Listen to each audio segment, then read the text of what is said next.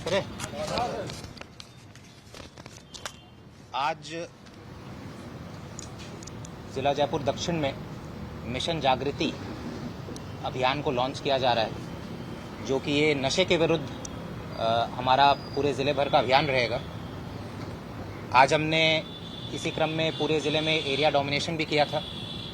अलग अलग सर्कल्स में, खासकर जो कच्ची बस्तियां हैं, जो नशे के सप्लाई के हिसाब से जो हॉटस्पॉट्स हमने कुछ चिन्हित किए थे, वहाँ पर हमने कार्रवाई की थी। उसमें हमने डॉग स्क्वाड और ड्रोन की भी मदद ली थी। और ये जो एरिया डोमिनेशन हमने किया, इसमें हमने करीब 13 प्रकरण NDPS के दर्ज करते हुए टोटल जो है 47 लोगों को गिरफ्तार किया है। इस एरिया डोमिनेशन के साथ इस अभियान की आज हमने शुरुआत की है। ये जो अभियान है मिशन जागृति, ये बेसिकली जितने भी संबंधित विभाग है नशे के अलग अलग एस्पेक्ट्स के साथ जो डील करते हैं, उन संबंधित विभागों के साथ समन्वय करके हम इस अभियान को चलाएंगे। चाहे वो प्रशासन हो, चाहे वो सामाजिक न्याय विभाग हो, चाहे वो शिक्षा विभाग हो, नारकोटिक्स कंट्रोल ब्यूरो के भी प्रतिनिधि हैं, और असिस्टेंट ड्रग कंट्रोलर जो कि दवा की दुकानों का इंस्पेक्शन करते हैं, वो भी हमारे साथ जुड़ेंगे। तो आइडिया ये है कि सारे विभागों के साथ समन्वय करके एक 360 डिग्री अप्रोच जो है अडॉप्ट करते हुए नशे का सप्लाई और डिमांड दोनों को हम टारगेट करेंगे। जहाँ तक सप्लाई की बात है, जो बड़े सप्लायर्स हैं और जो छोटे रिटेल लेवल के सप्लायर्स हैं, खासकर जो स्कूल्स, कॉलेजेस, कोचिंग इंस्टीट्यूट्स, इसके आसपास जिनकी गतिविधियाँ रहती हैं, इनको हम बीट वाइज चिन्हित करेंगे। बीट वाइज इनकी लिस्टिंग हम करवा रहे हैं, और प्रयास रहेगा कि ये जो पूरा सप्लाई चेन है, नीचे से लेकर ऊपर तक, रिटेल लेवल से लेकर जो बड़े सप्लायर्स हैं, उन सबको चिन्हित करके उनके विरुद्ध कार्रवाई की जाए और इस सप्लाई चेन को कमज़ोर किया जाए।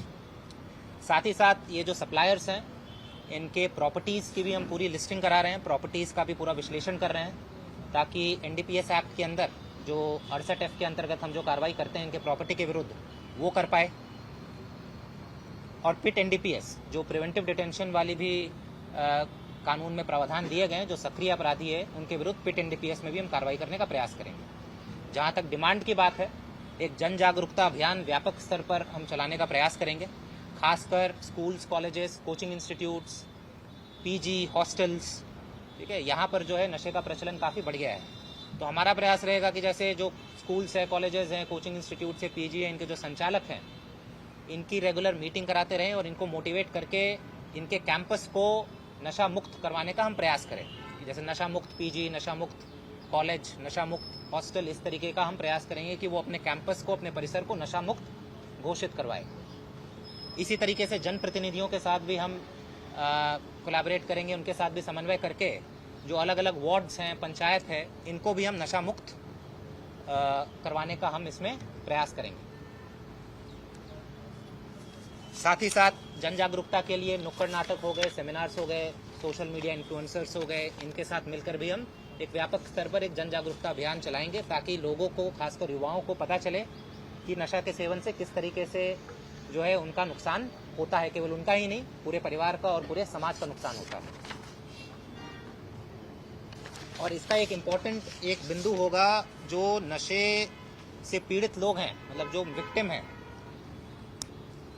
नशा मुक्ति केंद्र के साथ भी हम समन्वय करेंगे कि भाई इनका प्रॉपर तरीके से रिहैबिलिटेशन, जो पुनर्वास है, इनकी काउंसलिंग करवाई जा सके, इनका प्रॉपर तरीके से रिहैबिलिटेशन कराया जा सके, इनकी कोई ट्रेनिंग या स्किल डेवलपमेंट कराया जा सके, ताकि इनको आजीविका मिल सके।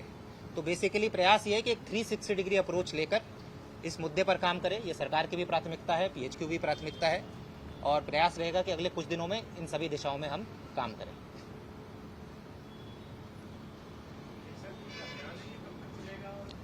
इसका कोई एंड डेट नहीं है, आज हम चालू कर रहे हैं। और जैसा मैंने बताया है कि चैलेंज इतना बड़ा है, चुनौती इतनी बड़ी है कि ऐसे ये 1 दिन, 2 दिन या 1 सप्ते का काम नहीं है। ये कंटिन्यूअस चलेगा जब तक उद्देश्य की पूर्ति नहीं होगी। नशा छुड़वाने के लिए जैसे नशा मुक्ति केंद्र हैं, ठीक है, जो कि सामाजिक न्याय विभाग जो है वो उनको मॉनिटर करता है उनकी फंक्शनिंग को लेकर।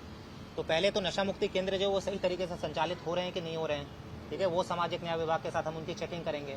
अगर कुछ अनरजिस्टर्ड, अगर ऐसे भी केंद्र है कुछ अनरजिस्टर्ड है, तो उनको भी हम चिन्हित करके उनके विरुद्ध कानूनी कार्रवाई करेंगे, क्योंकि अगर आप अनरजिस्टर्ड, अवैध तरीके से चला रहे हैं तो वो फिर फायदा करने के बजाय नुकसान करता है।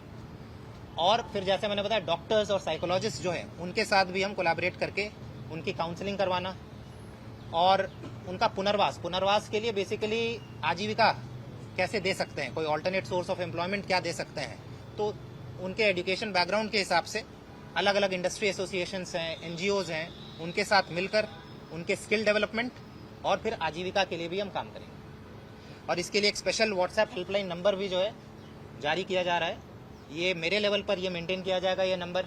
ये केवल नशे से संबंधित जो भी सूचना है, चाहे सप्लाई को लेकर हो या सेवन को लेकर हो, इस नंबर पर कोई भी हमें ये सूचना दे सकता है। और जैसे मैंने बताया कि ये मेरे लेवल पर इसकी मॉनिटरिंग है। पहचान जो है जो भी सूचना करता है कि बिल्कुल गोपनीय रखी जाएगी और हमारी टीम के द्वारा त्वरित कार्रवाई की जाएगी।